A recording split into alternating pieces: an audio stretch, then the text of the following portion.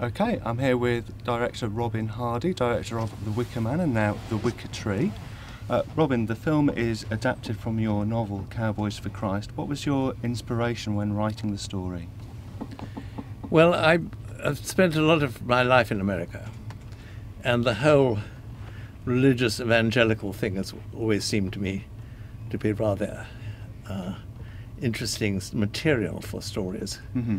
And following The Wicker Man, where we had a rather unusual policeman, unusual from the religious point of view in that he was a almost evangelical mm-hmm. prig. I thought that it would be fun to do it with real evangelists, such as the Americans are producing great numbers, and to use sort of some of the popular culture that comes out of the pop movement in the South particularly, and in other ways I was really interested in making another film of the same genre. I mean, that was my overwhelming interest really, and fitting the right sort of story into it. I'm very interested in mixing music like that, using music and songs as dialogue. Not in the same way as they do in opera, where it's sort of recitative, but where the dialogue or the lyric of the song fits into the story without obtruding. And I thought we had done that successfully in The Wicker Man, and I wanted to try to do it again. I was very surprised when I saw the remake that they hadn't attempted to do anything with the music at all. I mean, it's not as if the Americans don't have wonderful Appalachian songs and all that. They could have done all of that. Instead, there was sort of a wall-to-wall music throughout the film. The other thing is that I think that this kind of story lends itself to really interesting characterization and switching people's genders. I mean, taking the plot of The Wicker Man, which isn't the most interesting part of it. I mean, the plot of The Wicker Man is fine, but it's how everything else is treated, I think, that makes the film work. And they only took the plot. They left everything out. They threw everything else away, which seemed to me to be a pity.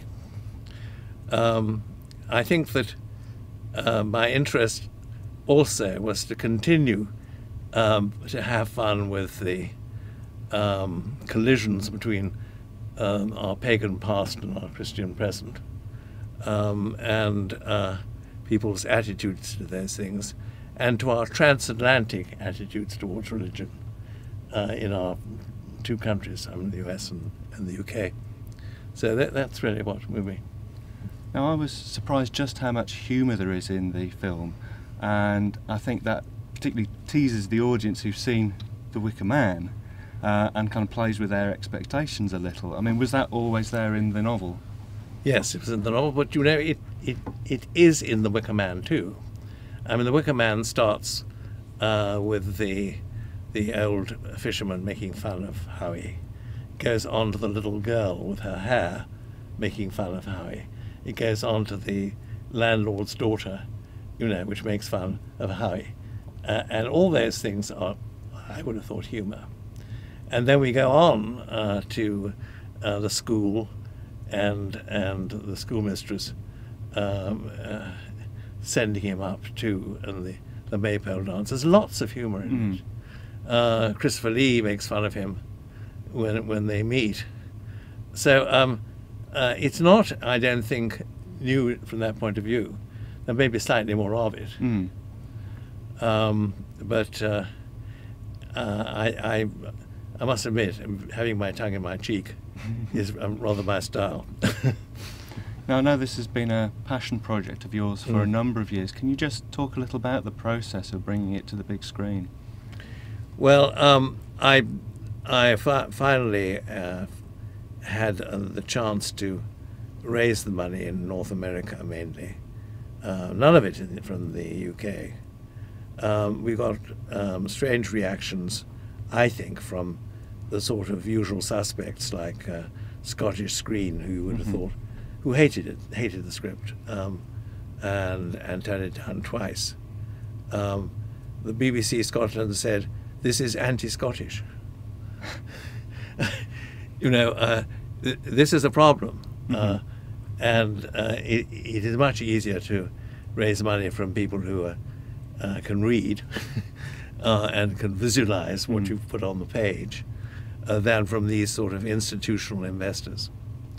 I shall never try and do that again. No, that takes a long time, and it's a waste of time because they lead you up the path, and in the end they don't perform. The other thing is, most films, indie films in this country, are financed through tax shelter arrangements, and which is the wrong motivation, I think, for investing in a film. I mean, you should want to see the film made. You should want it to be a success financially, of course, but to do it just because you're writing off your taxes ends up with an awful lot of films being made which end up on shelves and are never seen. Again, I think that's a pity. Now, I know you've just shown the film in North America. How did the American audiences react to the content in the film? Well, I was really delighted with their reaction. I mean, we opened it in a cinema about the size of the one we saw here, and we had a 2 or 3 minute standing ovation. I couldn't believe it. A lot of people were part of the Wicker Man cult, I suppose, but they just loved it, and they laughed. I'd shown it here. We'd shown it at Cannes to the sort of film sales community, and they just sat there stony-faced. What is this? What are all these songs? What is this sex? I mean, what are the jokes? It's supposed to be a horror film. Well, we're getting buckets of blood a la Dog Soldiers, and one of the reasons was because we didn't tell them in advance that they weren't going to get a proper conventional horror film. And let's face it, horror films have changed hugely since the early 70s. I mean, Dog Soldiers is a good example. Yeah. So for me, it was a huge relief in North America. From the moment we said the lost people of Scotland, they started laughing. I mean, they got it. And they got it tonight, I think, don't you? Yeah, very much so. Yeah. I think this says something about the filmmaking. It's not the filmmaking community; it's the film selling and financing community, which isn't really that interested in film as such. It's just a product, I suppose. Now, you mentioned the cult of the Wicker Man just earlier. It is widely regarded, and rightly so, as a classic of British horror cinema. How do you feel about the film now? Well, I'm very fond of the film, but I've never really regarded it as a horror film, even then, because it became called a horror film because we got this amazing review in the sort of equivalent of Empire at the time, which was called Cinefantastique, and they devoted a complete issue to it, and they called it the Citizen Kane of horror films. Well, I mean, if you get a review like that, you can't take the Citizen Kane and throw away the horror film. It wasn't a very accurate description. It was a lovely review, and so I think that we have been stuck more with the horror genre than perhaps we should have been. But that's all right. I mean, people like the film for whatever reasons. Yeah. And labeling films, I think, is a difficult business.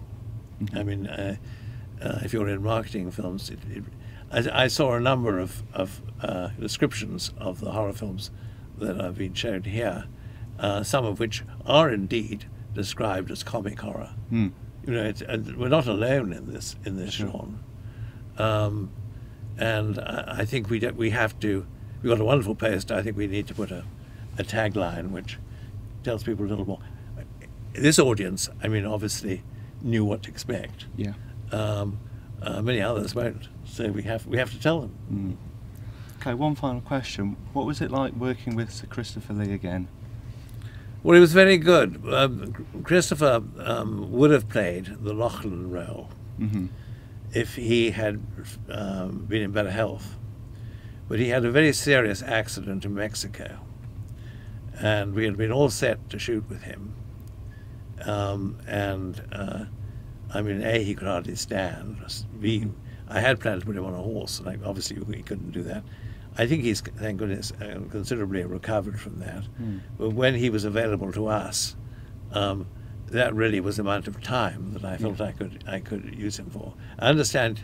I'm very pleased to hear that he's working at Pinewood at the moment on the Hobbit film. Yeah. So it sounds as if he's much better. That's great. Robin Hardy, thanks for joining us. Thank you.